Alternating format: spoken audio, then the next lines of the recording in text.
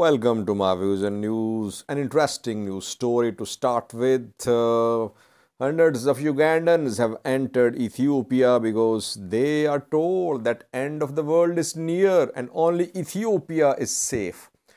Secondly, viewers, Amhara region where an Amhara PP party leader, prosperity party leader from the Amhara region, who was sidelined last year, seems to have made a comeback. He has been appointed as special advisor to Amhara regional president. Thirdly, southern Oromia, Guji, where we saw protests for almost a week.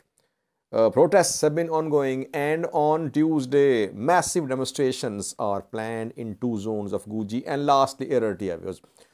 UN Human Rights Council interactive dialogue on human rights situation in Eritrea was held today. UN Special Rapporteur on Eritrea, Abdissalam Babikar, and other UN officials gave a briefing. They presented a report about human rights situation in Eritrea. Eritrean representatives spoke as well. Which countries supported the report submitted by UN Special Rapporteur?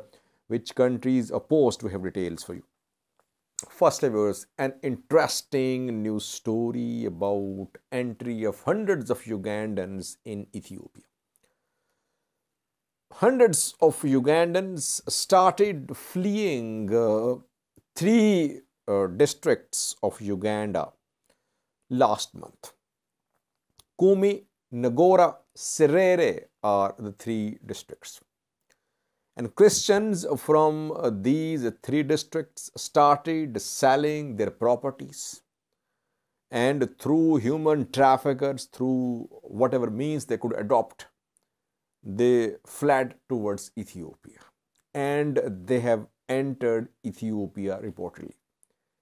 They are from a sect called Christ Disciples Church, Christians. They were told by their church elders that end of world was near. And this end will start from Serere, from where they are fleeing. And only Ethiopia will remain intact. Ethiopia will not be affected by this end of world.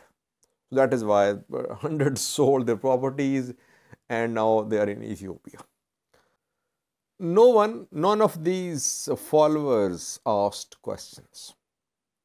No one asked a simple question that tens of thousands died in Ethiopia in the last 2 years.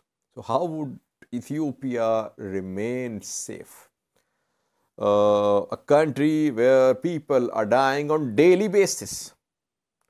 In Tigray, we have seen large number of deaths. In Amhara, in Afar, in Oromia, ongoing violence. And then deaths from drought. In Somali region, Borana. In BG, deaths in clashes too. But these blind followers of the sect did not ask questions. They blindly followed their church leaders. That is what most of us do, that we blindly follow religious leaders. We don't question, we don't make them answer questions, and that is what happens when people blindly follow religious leaders. Ugandan police is now investigating the matter. Secondly, viewers, a prosperity party top leader was sidelined last year. Two leaders were sidelined, Yohannes Buayalew and Gado Anergacho. Both are top leaders of prosperity party from the Amhara region. Last year, they were sidelined. Why? Because you can say they are hardliners. And they were sidelined at a time when crackdown was launched by federal and regional forces on Fano fighters. And the two spoke in support of Fano. Then we saw that Prosperity Party held a General Assembly election, intra-party election was held, and Yohannes Buayalew and Guji, they lost their positions in Prosperity Party's top committee. Then their portfolios were withdrawn. They issued some very strong statements, especially Yohannes. He criticized Debak and McConnell, if I remember correctly. And we heard that the security guards were withdrawn too. Now what we are hearing is that Yohannes has been appointed as special advisor to Amhara regional president. It seems he has made a comeback. Guji is nowhere to be seen. Maybe some reconsideration has been made. On which terms? Yohannes is seen as someone who is very vocal for the interests of Amhara people. He criticizes the government, he criticized regional government, federal government last year. If he has been appointed as special advisor to the president, does it mean that he is going to change his tone? Or does it mean that in Amhara region people are trying to unite, that Amhara PP, which is facing challenges from Oromia PP, is trying to create internal unity? Thirdly, viewers, southern Oromia Guji zone, where more than a week ago protests erupted after Oromia regional government, Oromia parliament passed plan for restructuring of the region.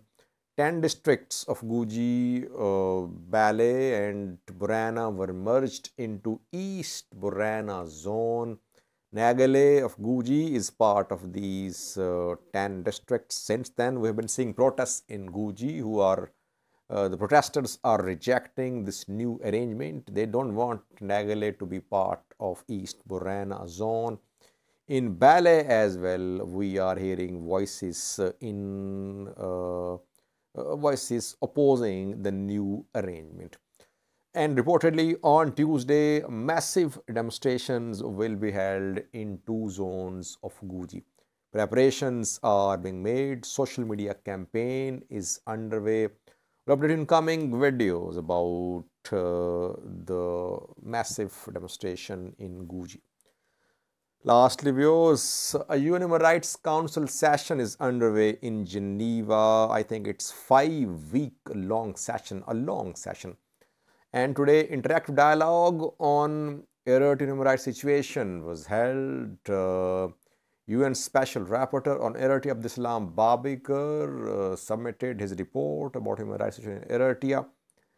Eritrean representative responded to, then some country representatives spoke in support of or against UN Rapporteur's report on Eritrea. UN Special Rapporteur reiterated his position that he has been holding for years, that nothing has changed in Eritrea. Human rights situation is not improving. Forced disappearances continuing, rather intensifying. Indefinite national service, conscription. Family members of those youth who don't report at training centers being harassed. Evictions of families whose members don't report at Sawa training center for military training.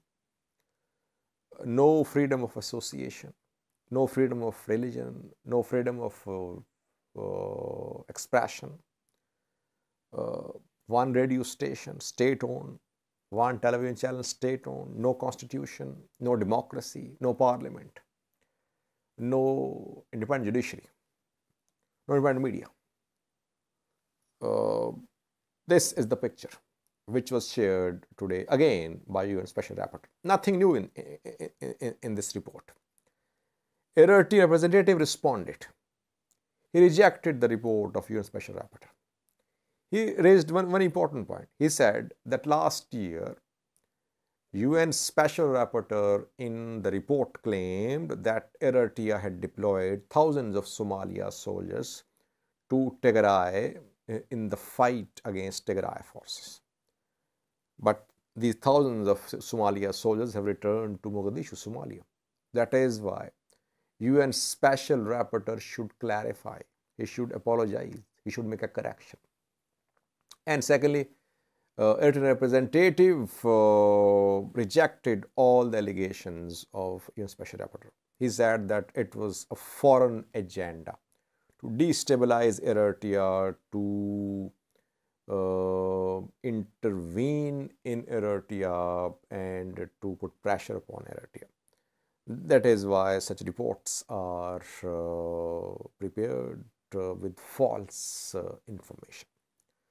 Then different country representatives spoke. EU, UK, US. They voiced their support for UN Special Rapporteur, urging Eritrea to improve human rights situation. Djibouti supported the report. Djibouti stood with EU, US, UN Special Rapporteur. And Djibouti's representative said that some Djibouti nationals were being held in Eritrea incommunicado for years. Eritrea was not sharing details about their whereabouts, about the situation.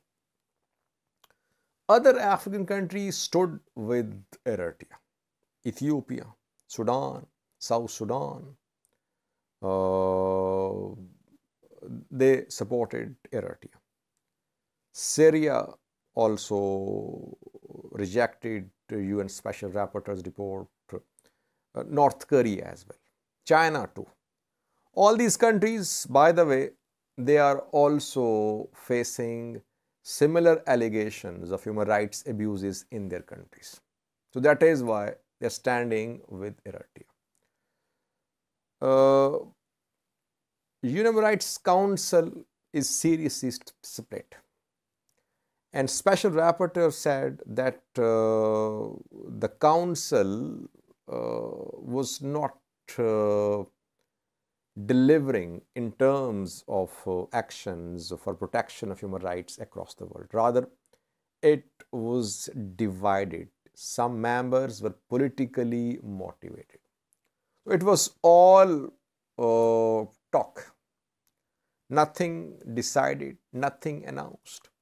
And nothing can be announced against Eritrea. Nothing can be decided in terms of action. Why? Because if voting is held, obviously, Eritrea will be supported by countries like China, African countries, and others. The session is still ongoing. And reportedly, Ethiopia is planning to table a resolution at this session for putting an end to the mandate of a UN Inquiry Commission, which was formed more than a year ago for investigation of human rights abuses committed during Tigray conflict. So far, resolution has not been tabled, but if it is tabled, obviously Ethiopia will face opposition from EU, US and their allies. Thank you for watching.